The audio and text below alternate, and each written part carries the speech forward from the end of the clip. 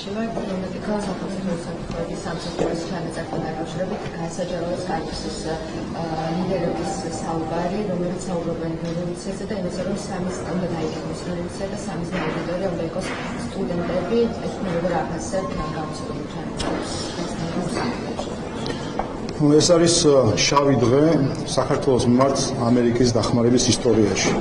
როდესაც ჩვენ ხედავთ, რომ როგორც ჩანს, ამერიკელი ხალხის ფული აქ გამოყენებული არის იმისთვის, რომ მოხდეს რევოლუციური პროცესების დაგეგმა, მოხდეს ადამიანების მიზანმიმართული მომზადება არეულობისთვის და ძალადობის პროვოცირებისთვის. და სამწუხაროა, რომ ამაში ჩართული არის ამერიკელი ხალხის ფული. ამიტომ მნიშვნელოვანი არის, რომ შესაბამისი განმარტებები გაკეთდეს USAID-ის მხრიდან, რომელიც უკვე მერამდენეჯერ ეხება ასეთ სკანდალში. ჩვენ ნახეთ აქამდე, რომ ის ეგრეთ წოდებული პარალელური დათვლა, პარალელური დათვლის შედეგები, რომელიც ისვედის მიერ 2020 წელს იქნა გამოქვეყნებული და ყალბის შედეგები, რომლებიც მაშინ იყო საფუძველი არეულობისა, ჩვენ შემდეგ გავარკვიეთ ისვედის ხელმძღვანელის მხრიდან იყო ნათქვამი, რომ მისმა დონორმა USAID-ი იცოდა, რომ ეს შედეგები, რომელიც საჯაროდ ვრცელდებოდა, იყო ყალბი და ამას უმალავდა ქართულ ხალხს, არ ეუბნებოდა არც ხელისუფლებას და არ ეუბნებოდა არც ქართულ ხალხს. ამიტომ ვფიქრობ, მნიშვნელოვანი არის, რომ ის ჭრილი, რომელიც მიადგა ამერიკულ დახმარებას საქართველოს მიმართ, ერთი იმით, რომ გაირკვა და ამაზე დღემდე არ გაუკეთებია კომენტარი და განმარტება USAID-ის წარმომადგენლობას, თუ რატომ უმალავდნენ ქართულ ხალხს, რომ პარალელური დათვლის შედეგები იყო ყალბი და ხედავდნენ რა, რომ სწორედ არეულობის საფუძველი იყო მაშინ ეს ყალბი პარალელური დათვლის შედეგები და ახლა გააკეთონ განმარტება იმაზე, რატომ მიდის ამერიკელი ხალხის და გადასახადის გადამხდელების ფული სხვა ქვეყანაში არეულობის ინსპირაციის ან ჯგუფების მომზადებისთვის, რომელმაც არეულობები უნდა დაგეგმონ და ძალადობის პროვოცირება უნდა მოახდინონ.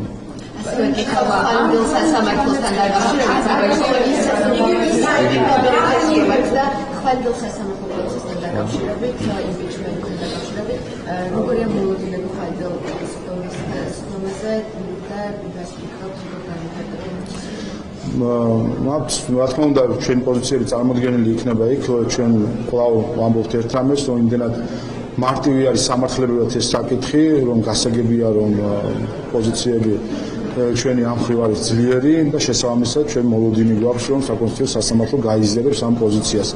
ფიქრობ და აჩვენებს მათ შორის პრეზიდენტმაც ცოტა ხნის წინ აღიარა საკუთარ ინტერვიუში, რომ ის უფლებამოსილების გარეშე იმყოფებოდა ლიტვაში, ლიტვის საზოგადოებრივი მოღვაწეობის მიცემული ინტერვიუში ამბობს, ამ თვითონაც აცნობიერებს, ოპოზიციაც ამას აცნობიერებს, ყველა ამას ამბობს და ხვდება, რომ ეს არის კონსტიტუციის დარღვევა, ამიტომ გასაგებია აქედან გამომდინარე ვფიქრობ, რომ ამ მხრივ წინასწარ განჭვრეტა ადვილი არის იმის, რომ სამართლების დასმაც დიდი ალბათობით იქნება სწორედ ამისი მხარდამჭერი. პრობლემა შემდეგ რამეში არის, რომ ეს ყველაფერი ყველამ კარგად იცის სამართლებრივად და საკუთარი პოლიტიკური მიზნებიდან გამომდინარე სხვანაირად ამ საუბრობენ საჯაროდ, განსაკუთრებით NGO-ები, რომლებმაც სამარცხვინოდ, აი ამ უმარტივეს სამართლების საკითხთან დაკავშირებით ცდილობენ, რომ რაღაც ეჭვი დახესონ, თითქოს რაღაც სხვანაირი სამართლების განმარტება უნდა იყოს. ეს ერთ რამეს აჩვენებს კიდე ერთხელ, რომ როდესაც საუბარია იმაზე, რომ ზოგიერთი ელიტური NGO უნდა ჩართული იყოს ამა თუ იმ რეფორმის პროცესში, სხვადასხვა პოზიციებზე კანდიდატების შერჩევის პროცესში, კომისიებში, ხედავთ ახლა, რომ აი ეს ელიტური NGO-ები არიან ხალხი, რომელიც უბრალოდ არ თუ თვალს ხუჭავენ კონსტიტუციაზე, უბრალოდ პირდაპირ ტყუილს ეუბნებიან საზოგადოებას, როდესაც ახდენენ ისეთ ინტერპრეტირებას, თითქოს კონსტიტუცია რაიმენაირად უშვებდეს შესაძლებლობას, რომ პრეზიდენტს ჰქონდეს მთავრობის ნებართვის გარეშე ვიზიტების განხორციელების უფლება. აი ამ ყველანაირ ახლა გასაგებია პროფესიონალ თავმოყრება შეიძლება იქ არც არის, მაგრამ ესე როდესაც ურცხვად ხდება საზოგადოების მოტყუება, შემდეგ ასეთი ელიტური NGO-ების იმის მოლოდინი ასეთი ტიპის NGO-ები, რომლებიც პირდაპირ ატყუებენ საზოგადოებას, ჩართული იყვნენ რეფორმებში თუ სხვადასხვა კანდიდატების შერჩევაში და მათგან მქონდეს პატიოსანი რაღაცა პოზიციის მოსმენის მოლოდინი, ეს რა თქმა უნდა არ ხდება და ამას ხედავდით კიდევაც, რომ გავიხსენოთ ომბუდსმენზე, როგორ ახდენენ ზეწოლას ისინი პარლამენტის წევრებზე, პირდაპირ ზეწოლას, რომ ხარი არ დაეჭიათ მათთვის, ვისაც მათ სურდათ, ხედავთ იუსტიციის საბჭოს წევრების, არამოსამართლე წევრების არჩევაზე, ასევე როგორ ახდენენ ზეწოლას პარლამენტის წევრებზე და დღემდე ვერ აგვირჩევია ორი დარჩენილი წევრი იუსტიციის ცუცის ჩანაწერებს დაუბრუნდები, როცა ავრცელებ ჩუში ცუცის ამ ჩანაწერებს. საზოგადოებას ასევე აინტერესებს, რა ეტაპზე არის გამოძიება ფარცხალაძის საქმეზე, სად არის ფარცხალაძის გამოკითხვის ოქმი, მაგალითად, საქმე ეხება ქვეყნის ღალატს და რუსეთის აგენტობას. აი, რა ეტაპზე არის გამოძიება? შუალედური გამოძიების შედეგებიც კი არ ვიცით, ეხლა ავრცელებთ რაღაცა ცუცის ჩანაწერებს და ამ დროს ხალხმა საერთოდ არ იცის ღალატში და მხილებული ადამიანის საქმეზე გამოძიება რა ეტაპზეა? არც შუალედური ანგარიშით ვიცით და არც გამოკითხვის ოქმი, სად არის ეს ოქმი და სად არის შუალედური? თქვენს გამოძიება მიმდინარეობს და მათ შორის ითქვა, რომ გამოძიება მიმართა ამერიკის შეერთებულ შტატების შესაბამის უწყებებს, მათ წარმოადგენენ მტკიცებულებები, რომლის საფუძველზეც მიიღეს ეს გადაწყვეტილება. იმედი მაქვს, რომ ეს მტკიცებულებები წარმოადგენელი იქნება, რა თქმა უნდა, ეს მტკიცებულებები არის მთავარი საფუძველი, რომ ეს გამოძიება იყოს წარმატებული. ჩვენ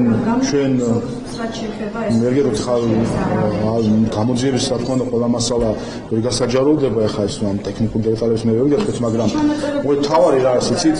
თავარი რაც ვინც დაზგო ბრალი, თავარი არის რა, ვინც დაზგო ბრალი. რა თქმა უნდა, იმ მხარეს აქვს უპირველეს ყოვლისა პასუხისმგებლობა, რომ წარმოადგენს მტკიცებულებები და გამოძიება, რა თქმა უნდა, ამ მტკიცებულებებს ელოდება და მე იმედი მაქვს, რომ რაიმე მტკიცებულებები ასეთი იქნება წარმოდგენილი. ჩვენ სამწუხარო გამოცდილება გვაქვს სანქციებთან დაკავშირებით, როდესაც მოსამართლეებს დაუწესდათ სავიზო შეზღუდვა, მაშინ პირდაპირ უხეშად უთხრეს ქართულ საზოგადოებას, მაშინდელმა ელჩმა მათ შორის, რომ ისინი არ თვლიან საჭიროდ, რომ რაიმე პასუხისმგებლობა აქვს ქართული საზოგადოების წინაშე, როდესაც მათ მოსამართლეებს აბრალებენ კორუმპირებულობას, რომ რაიმე მტკიცებულება წარმოადგენენ ამასთან დაკავშირებით. იმიტომ რომ ანგარიში ვალდებულების თავს არ თვლიან ქართული ხალხის მიმართ, რაც გასაგებია. მაგრამ მე იმედი მაქვს, რომ მტკიცებულებები თუ არსებობს, ეს მტკიცებულებები წარმოადგენელი იქნება. მაგრამ აი ხა ამ საკითხს ვაბავთ, უყურეთ ხა ამ საკითხს რომ აბავთ. სუსის გამოძიებას სახელმწიფო უსაფრთხოების სამსახურმა დღეს ცოტა ხნით წააგება, დღეს უკვე მტკიცებულებებით რაუთა ქართულ საზოგადოებას, რომ როგორც ჩანს, უცხო ქვეყნის ფული ამ ქვეყანაში იხარჯება ამ ქვეყნის არევისთვის. ეხლა რომელიმე პატრიოტი, რომელიმე ქართველს თავი პატრიოტად თუ მიაჩნია და ამას პრობლემად ვერ ხედავს და აქვე გაიხსენებს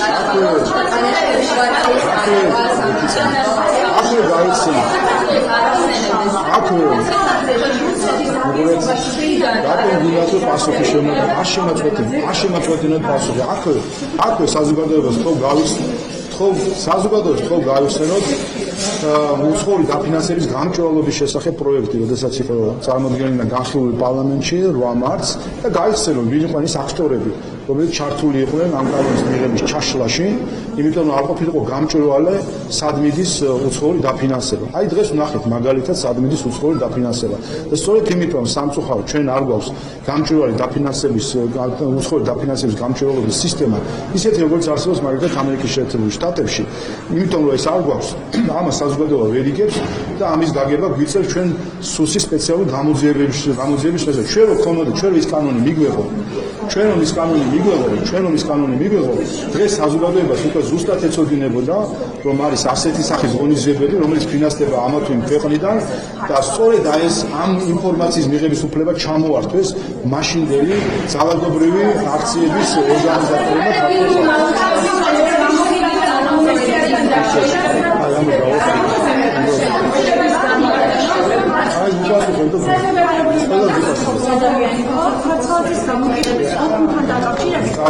ანუ არ ვიცი საერთოდ არ ვიცი გამოკითხვის გამოძიების მასალები ყველაფერი ქვეყნდება რა. ვერ გეტყვი მიმართეთ არის მიმართეთ პროკურატურას გამოძიება არის საჯარო პროცესი. ქვეყნება ის, რაც მიაჩნია გამოძიების წარმოებულ ორგანოს, რომ მნიშვნელოვანი საზოგადოებრივი ინტერესის გამო შეიძლება გამოქვეყნდეს.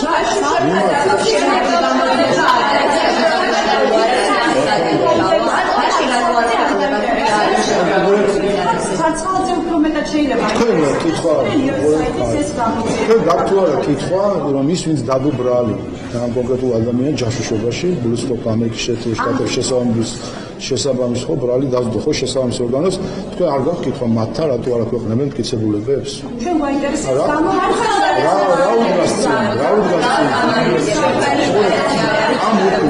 ეს არის გამოძიების პროცესი და რაც საჭირო გამოგვიყვება ყველას.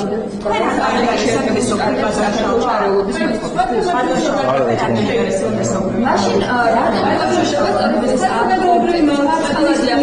არ დავავყოთ თქვენ დააკავშირეთ, ანუ მესაუბრობდი ალანყოლობის გამო თქვენ უპირისპირდებით სტრატეგიულ პარტნიორს და მათ ადანაშაულებ ქვეყანაში არაერთი მოსახლეობის რომ ამ ჩანაწერში საქართველოს ნახსენები არ არის. მაშინ აი იქ დასტურდება რომ არაერთი მოწყობით არიან დაინტერესებულები ჩვენი სტრატეგიული პარტნიორები საქართველოში. ან თქვენ ფიქრობთ რომ შესაძ საქართველოს ტერიტორიაზე ქართულ NGO-ს უტარდებათ ტრენინგი, რომელშიც საუბარია იმაზე, როგორ უნდა მოხდეს ძალადობის პროვოცირება, როგორ უნდა მოხდეს პიკეტირება, ეს საქართველოს არ უკავშირდება, თქვენ ამას უშვებთ, როგორც გონიერი ჟურნალისტი.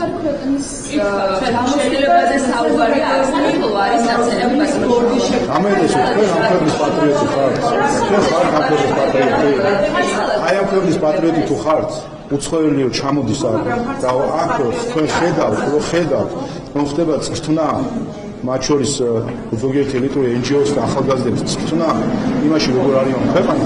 მეგონი თქვენ პატრიოტული გული ცოტა სხვანაირად უნდა გეუბნებოდნენ, ვიდრე იმას რომ ცდილობდეთ დაამართლოთ და წარმოადგენთ ეს თითქოს იყო ისტორიის გაკვეთილი სერბებთან დაკავშირებით თუ სხვა ქვეყანასთან დაკავშირებით ისტორიის გაკვეთილს ისმენდნენ იქ ყოფი ახალგაზრდები თუ არ ვიცი ვინ იყვნენ ხა იქ მონაწილეები ამ სერვისს. ამიტომ ამას დღეს ღირებულებით საკითხებზეა საუბარი. ან ამ ქვეყნის პატრიოტებად ჩათვლის ყველა თავს და დაფიქრდება საკუთარი ქვეყნის ისტორიაზე და მომავალზე, დაფიქრდება 90-იან წლებზე და იმ არეულობაზე, რომელიც აი ვისი ხელით და ისი ხელით კეთდებოდა ხოლმე საქართველოში დღემდე არ ვიცით და რაც ვიცუნიეთ ჩვენი არეულობებით, აი ამაზე დაფიქრდება იმაზე, რომ მარტში ამ წლის პირველად საქართველოს ისტორიაში ადამიანმა ისროლა მოლოტოვის კოქტეილი და წვავდა სხვას და თქვენ ნახეთ დამისახეთ ერთი NGO, რომელსაც დაგმოეს, დამისახეთ ერთი საელჩო, რომელსაც დაგმოეს, დამისახეთ ერთი ოპოზიციური პარტია, რომელიც დაგმო რომ საქართველოში პარლამენტის წინ პოლიციას წვავდა ვიღაც მოქალაქე. აი ამაზე რომ ხმას არიღებს არავინ, მათ შორის მედია ხმას არიღებს ამას, ეს არის პატრიოტიზმის ნაკლებობა. გასაგებია რომ უცხოელებს ჩვენ ამას ვერ მოვთხოვთ, მათ არ აქვთ არც პასუხისმგებლობა, არც ანგარიშვალდებულება, არც პატრიოტიზმი ამ ქვეყნის მიმართ. ამ ქვეყნის პატრიოტებმა მე მგონი, როდესაც ხედავთ ასეთ კადრებს, როდესაც უცხოელები ხელს ურევენ ჩვენი ქვეყნის სტაბილურობაში, მე მგონი აქ ჩვენი საქმე უნდა ვთქვათ და ამას რომ ამბობს საქართველოს ხელისუფლება, იმიტომაც აქვს საქართველოს მოსახლეობის ხარდაჭერა და ამას გავაგზავნებთ ერთად.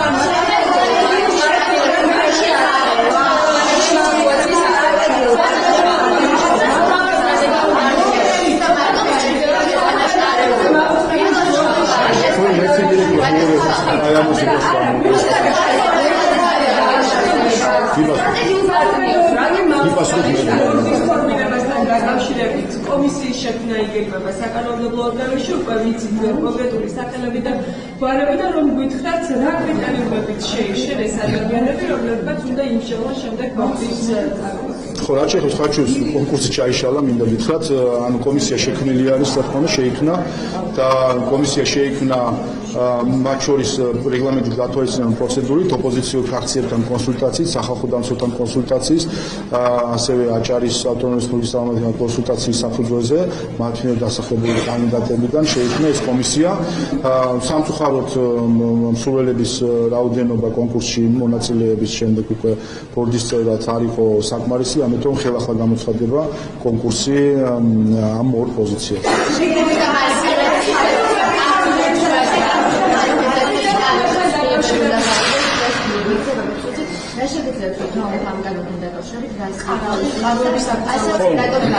ნუ ერთი ორი რამე უნდა ითქვას. ერთი რომ რაც შეეხება ასე ვთქვათ კონსტრუქციების მოწყობას, ეს ისედაც შეზღუდული იყო და არის საქართველოში. ამავე დროს ხდებოდა ხოლმე სხვადასხვა ინტერპრეტაცია, როგორც აქციის ორგანიზატორების მონაწილეების მხრიდან, ასევე კითხვები იყო, რატომ ხდება ერთ შემთხვევაში ასე, ან მეორე შემთხვევაში სხვანაირად. ამიტომ მნიშვნელოვანია შევიდეს აქ სიცხადე ამ მხრივ. ინიციირებული პროექტი არის სულ თანხმედრაში, როგორც საქართველოს საკონსტიტუციო სასამართლოს პრაქტიკასთან, ისე საერთაშორისო პრაქტიკასთან და ამავე დროს, რა თქმა უნდა, განპირობებული არის იმ რისკებით, რომელიც მათ შორის საქართველოს უსაფრთხოების სამსახურის მიერ წარმოებული გამოძიების და მათ შორის დღეს გასაჯაროებული ინფორმაციის საფუძველზე არის, ამიტომ ეს არის ჩვენი ეროვნული ინტერესისთვის მნიშვნელოვანი პროექტი, რაც იქნას მიღებული თავის დროზე. ერთხელ კიდე გიპასუხეთ ამ საკითხთან დაკავშირებით, რა ის დადება არ დადებასთან დაკავშირებით. კიდე ერთხელ სამწუხაროდ, კიდე ერთხელ ვამბობ, რომ არის შავი დღე ამერიკის მხარდაჭერის ისტორიაში საქართველოს მიმართ და ვფიქრობ, რომ USAID-ის მიმართ დაგროვდა ძალიან ბევრი პასუხგაუცემელი კითხვები და მნიშვნელოვანი არის, რომ USAID-ის წარმომადგენლები ამას განმარტებები გააკეთონ. თქვენ ის რომ არ ვიცი რამდენად იცოდნენ ასეთის შინაარსი ან ასე შემდეგ.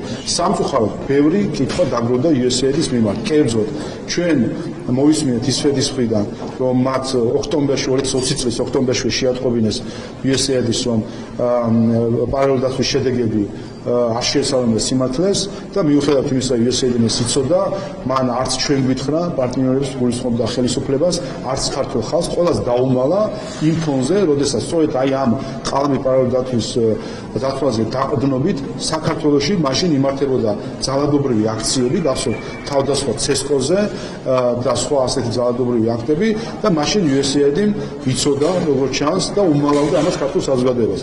ახლა იქვა მეორე საკითხი კიდევ. ძალიან ბევრი კითხვა დაგროვდა და რა თქმა უნდა რეპუტაციისთვის ამერიკული დახმარებისა საქართველოში მნიშვნელოვანი ეს ითქვას. აღარ ვიტყვი იმაზე, რომ მათ შორის იყო ფაქტები, გახსოვთ ჩვენ მოსამართლეების დაბარებისა, გახსოვთ თქვენ თუ აღწევთ გვარამის საქმის გადაწყვეტის შემდეგ მოსამართლეების გადაწყვეტა პირდაპირ მასთან ასე ვთქვათ სასაუბროდ მივიდნენ ადამიანები, წარმომადგენლები ამ ორგანიზაციის და ცდილობდნენ მაგდან ახსნა განმარტების მოსმენას, რატომ მიიღო ესეთის გადაწყვეტილება. ამიტომ მნიშვნელოვანია USAID-ის წარმომადგენლებმა გამჭვირვალედ უპასუხოს ყველა ამ კითხვებს, რომელიც სამწუხაროდ დღემდე არის პასუხგაუცემელი. შალვა გრიგორი კარასინთან დაკავშირებით მინდა რომ ვკითხოთ, თქვენ გაქვთ პოლიტიკური შიზოფრენია ამ სიტყვებით მიმართა კარასინმა საქართველოს პრეზიდენტ საულე ზურაბიშვილს. მე მაინტერესებს თქვენი რეაქცია, რას უპასუხებთ ახლა რუსულ მხარეს, როდესაც მტერი სახელმწიფოს წარმომადგენელი კარასინი ჩვენი ქვეყნის მთავარ სარდალს უწოდებს, რომ მას აქვს პოლიტიკური შიზოფრენია. ზოგადად რა შეგიძლიათ თქვათ ამასთან დაკავშირებით, თქვენი პასუხი რა იქნება და ხომ არ ფიქრობთ, რომ ზოგადად ეს კარასინი აბაშიძის ფორმატი საერთოდ გასაუქმებელია მივთუმეტეს ამ ფონზე, როცა თავს უფლებას აძლევენ, რომ ჩვენი ქვეყნის პრეზიდენტს უწოდონ, რომ მას აქვს შიზოფრენია პოლიტიკური. საკმაოდ მიუღებელი არის, როდესაც ნებისმიერ ქვეყნის წარმომადგენელი საქართველოს უმაღლეს ხელისუფლების წარმომადგენლებს მოიხსენიებს არასათანადოდ, არის აბსოლუტურად მიუღებელი. თუმცა მეორე მხრივ ასეთ განცხადებებს სამწუხაროდ ჩვეული ვართ მათ შორის რუსეთის ზოგიერთ წარმომადგენლებს მხრიდან. და რა შეეხება ამ თემას დავაზუსტებ, ხომ არ ვფიქრობ, რომ მათ შორის ეს მიერ გაკეთებული განცხადებებიც და თქვენი დამოკიდებულება ზურაბიშვილის მისამართი, თუნდაც იმპიჩმენტი და ასე შემდეგ, ეს ყველაფერიც რუსეთის წითხვაზე ასხამს წყალს და მაგალითად რუსეთს უჩერს იმის საფუძველს, რომ თქვენ თვითონ არ აერიდებით პრეზიდენტის მიმართ მაგისტრატ და დოქმედებებს და აი მტერი სახელმწიფოც იგივეს აკეთებს, რასაც ერთადერთი რაც ასხავს რუსეთის წითხვაზე წყალს, ეს არის საქართველოს კონსტიტუციის დარღვევა. როდესაც ირღვევა საქართველოს კონსტიტუცია, ამით შემოდის არასტაბილურობა მათ შორის კონსტიტუციურ ორგანოებს შორის ურთიერთობაში და ამით რა თქმა უნდა სარგებლობს რუსეთი. ამიტომ წესკუზე წყალს ასხავს არა კონსტიტუციის დაცვა, არამედ კონსტიტუციის დარღვევა. ზოგადად რუსეთის ხელისუფლების წარმომადგენლების მხრიდან საქართველოს მის ხელისუფლების მიმართ კრიტიკა ახალი არ არის.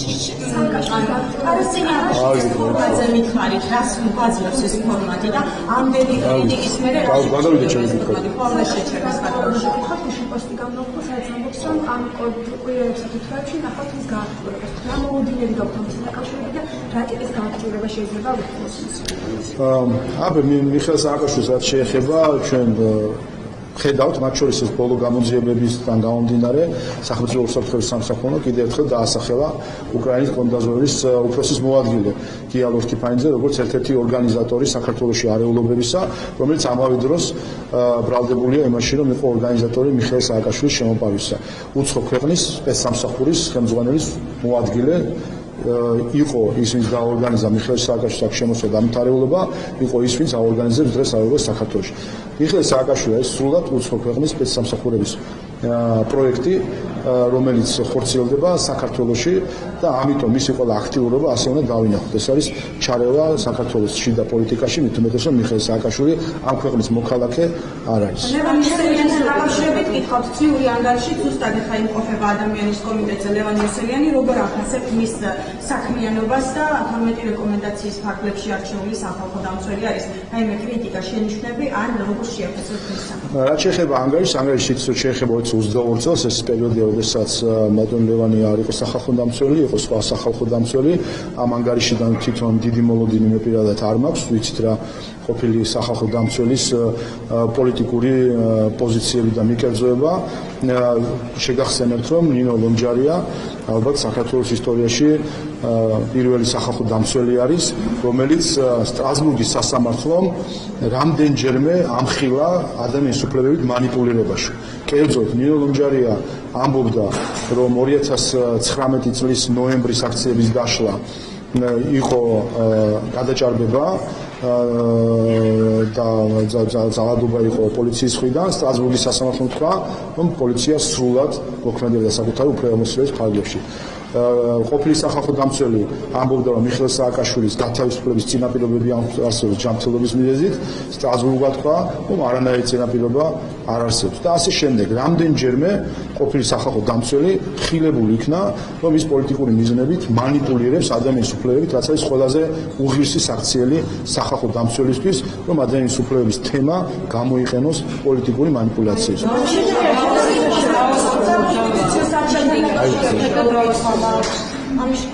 ხო, რაც შეეხება არჩევნებს, ჩვენ უპირველეს ყოვლისა ვილოცავ ყველა ჩვენ კანდიდატს გამარჯვებას.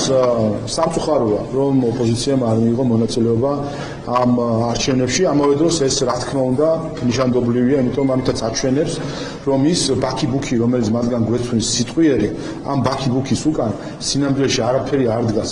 არანაირი მხარდაჭერა ქართველი ხალხის ამის უკან არ დგას და შესაბამისადაც არ იყო წარმოდგენილი კანდიდატურა.